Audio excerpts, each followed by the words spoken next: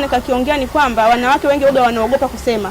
Kuna mengi ambayo yanaendelea ndani ambayo hawawezi kusema. Wananyanyaswa, mwingine hafahamu kwamba mwanaume anaweza, kwa sababu ni mume wake, anafanya vitu ambavyo ni kinyume na aidha na maadili au na sheria, lakini anashindwa kusema kwa sababu huyu ni mume wangu. Kwa hiyo inabidi pia wanawake tufahamu kwamba linapokuja swala la ukatili wa kijinsia, tujue kwanza ni vitu gani na ni njia gani ambazo tunaweza tukazifanya katika kuweza kukabiliana na hili swala zima la ukatili wa kijinsia.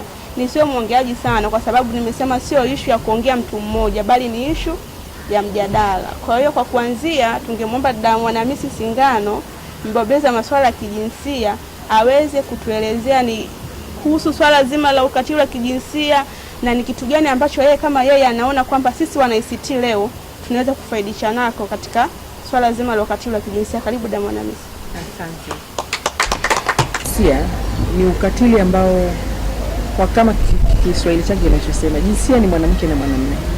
Ndio maana kwenye muktadha huo ukatili kuna maneno mawili. Kuna ukatili wa kijinsia na kuna ukatili dhidi ya wanawake. Yanatofautishwa. Kwa hiyo ni vitu viwili tofauti. Kwa hiyo kuna ukatili dhidi ya wanawake, kwa Kiingereza unaitwa violence against women. Alafu kuna ukatili wa kijinsia, kwa Kiingereza unaitwa gender based violence. Kwa hiyo hiyo ni muktadha miwili tofauti. Lakini sasa kwenye muktadha huu wa ukatili wa kijinsia, japokuwa ni vitu viwili vinavyotofautiana, lakini kwenye ukatili wa kijinsia unakuta kwamba zaidi ya 90% wanafanyiwa ukatili ni wanawake. Na ndio maana watu wengi wanachukulia hayo maneno ni sawa sawa.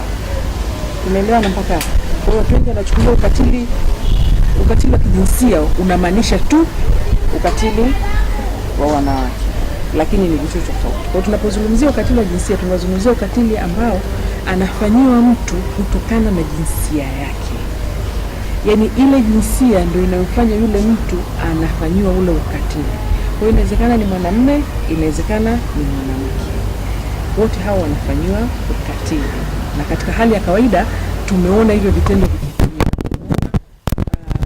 Wanaume wakifanyiwa ukatili, kuna wanaume ambao sidhani hapa kuna mtoto mdogo, lakini kuna wanaume ambao labda kwenye nyumba zao kama hajaweka hela mezani, apewi tendo la ndoa, apewi nyumba, si ndio? Kwa hiyo nyumba anaununua kila siku. Yaani kama wewe hujaweka hapo, mimi nimetaka dira sijui au nimetaka nini, basi hujanunulia. Kwa hiyo na wewe unamfanyia ukatili kwa sababu tu umetaka kitu chako. Na the same way kwa wanawake, na wenyewe wamekuwa wakifanyia ukatili based on jinsia yao. Mume labda anakulazimisha, hata kama ujisabu tu mke wake, basi atakapotaka haki yake ya ndoa umpe tu, au kwa sababu ni mke wake umepunguza atakupiga. Kwa hiyo unafanyika pande zote mbili, lakini la msingi ni kwamba kuna tofauti ya hiyo muktadha.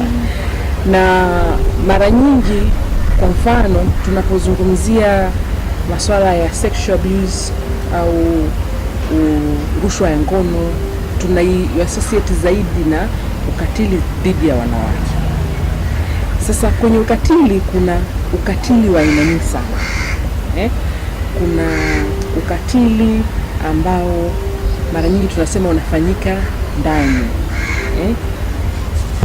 Na huu ukatili unafanyika ndani, unaanza ukatili, kuna kitu tunaoita emotional harassment au emotional abuse, ukatili wa kifikra na kimawazo. Mfano, sisi tunapokuwa ndani, unakuta baba na mama labda wana watoto wa kike na wa kiume, inapokuja masuala ya tupike nini, anamuuliza mtoto wake wa kike. Na hata mtoto wa kiume akisema kwamba leo tupike nini, mawazo yake hayachukuliwi. Inapokuja masuala kwamba twende tukanunue nini, anauliza mtoto wa kiume.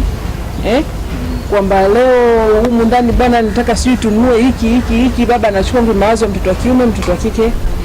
Au hata kufifisha ndoto zao. Yaani mnakaa mnaongea kwamba wewe ndo dume langu, soma hivi, yule mtoto wa kike mawazo yake yanafifishwa kuonekana kwamba wewe ndoto zako yani ziwe hapa, tafuta mume uolewe, usijitunze mwanangu, uwe mke mzuri, usicheze na wanaume, usifanye hivi.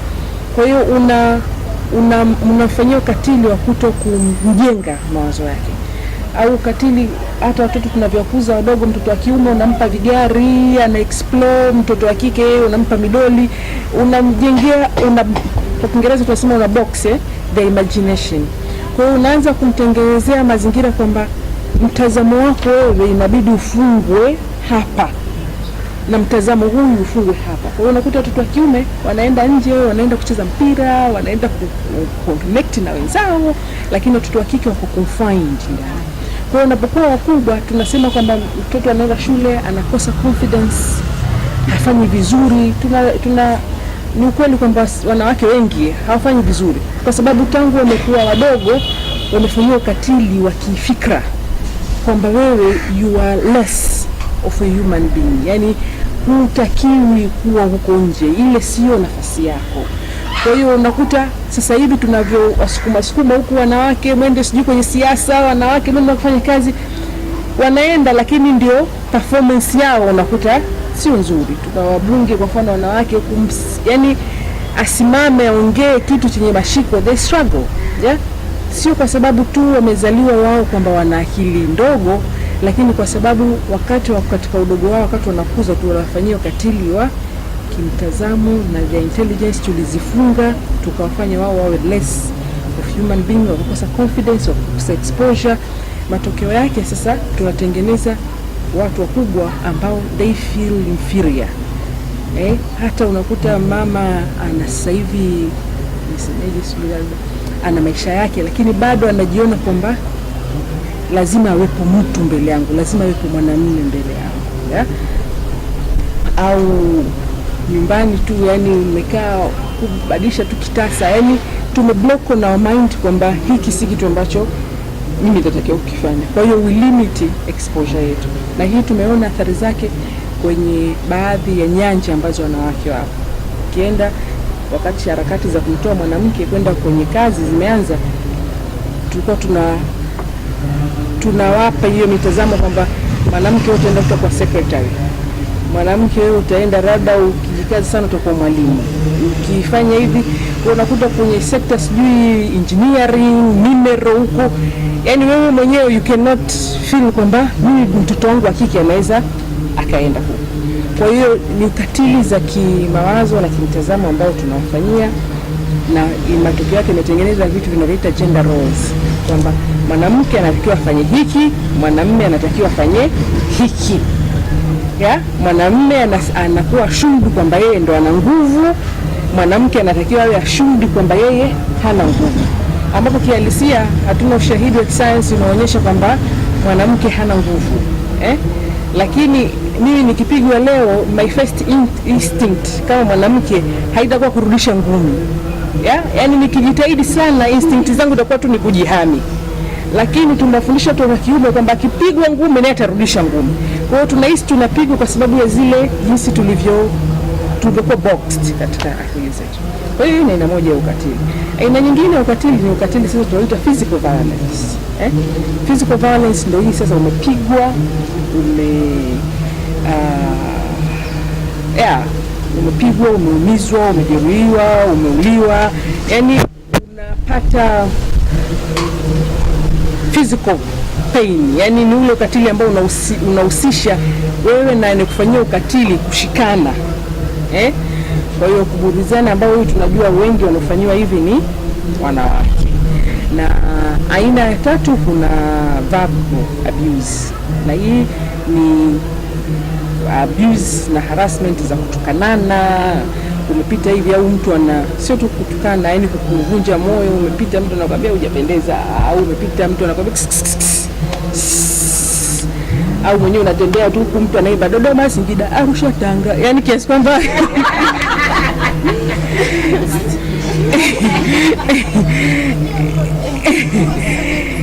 so yani mpaka na kuvunja confidence, yani hata kama unatembea unaanza sasa labda utaenda sehemu ukae unajisikia vibaya, kama utajua labda nguo yangu sijui nimevaa vizuri, naweza kwenda mwingine mpaka nairisha safari, anarudi mwenyewe alikuwa tu kapendeza, anaenda sana anajibandika baibui, yani vitu kama hivyo.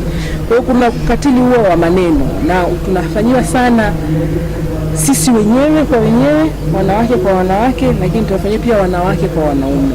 Mara nyingi kwa mfano sisi tunavyo engage na wakwe zetu, sijui na mawifi, sijui na nani, yani yale maneno ya karaha ambayo mtu anakubeza tu kwa sababu ya jinsi ulivyo. Yabezwa sijui una shepu, utaambiwa una hivi, sura yako mbaya, because of who you are.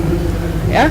Kwa hiyo ni aina ya tatu ya ukatili. Lakini kuna ukatili wa fursa, ambao inaitwa economic violence. Ni ukatili ambao unahusisha kunyima fursa. Sasa natafuta maneno marahisi ya kuelezea. Nikichukulia kwenye mila na tamaduni zetu kwa mfano, mara nyingi kazi ambazo zimekuwa zinafanywa na mwanamke ni kazi ambazo hazilipwi, si ndio? Kwa Kiingereza tunaita unpaid labor. Yeah?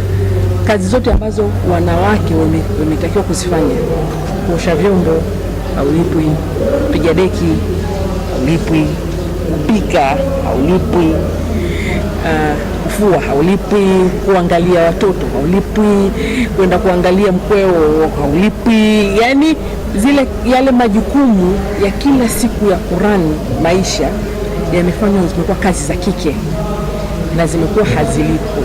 Yeah? Lakini hata zile kazi ambazo wanawake wamefanya, ukiangalia kwa mfano kwenye sekta yetu ya kilimo, kuna wanawake wengi sana wanaolima. Lakini ukiangalia kati ya wanawake na wanaume, utakuta wanaume wengi wanalima kitu kinachoitwa mazao ya biashara. Inaita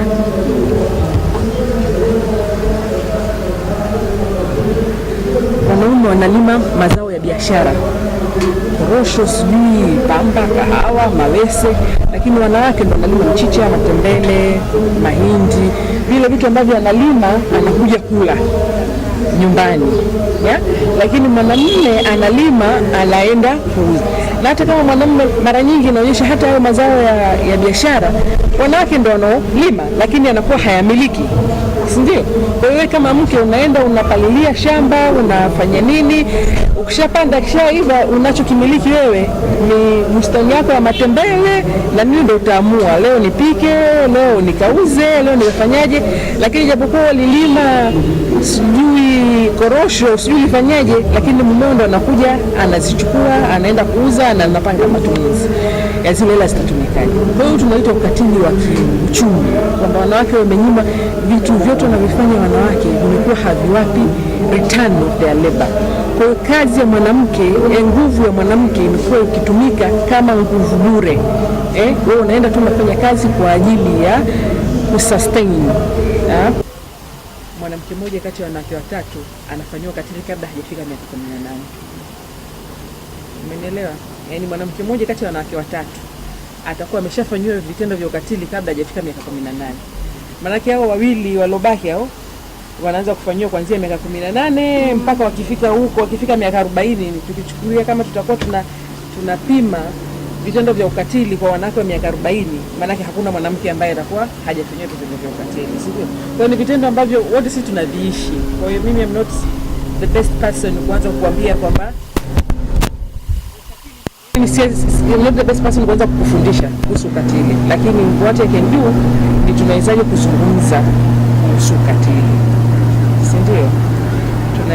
Tunaelewana. Na kitu kingine, naomba mtanisamee lugha yangu kidogo, yani Kizungu Kiswahili humo. Kwa hiyo kama hujanielewa, naomba tu usisite kuniuliza na kunisimamisha, kwa sababu haya ni majadiliano.